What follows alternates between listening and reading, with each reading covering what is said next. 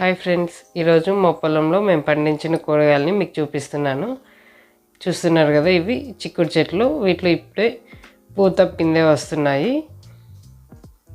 అదేవిధంగా కాకర చెట్లు కూడా నాటాము. చూస్తున్నారు కదా కాకరకాయలు ఎంత బాగున్నాయో. ఈ కాకర చెట్లు కూడా బాగా పొడవుగా పెరిగాయి. ఇందులోనూ పూత పిందె చాలా బాగున్నాయి. మనమే ఈ విధంగా కూరగాయలను పండించుకోవడం వల్ల ఫ్రెష్గా మనం కూరగాయలని వంటకు ఉపయోగించుకోవచ్చు. తర్వాత ఇవి అనప చెట్లు. ఈ అనప చెట్లలో కూడా పూత పిందె బాగా రావడం మొదలైంది.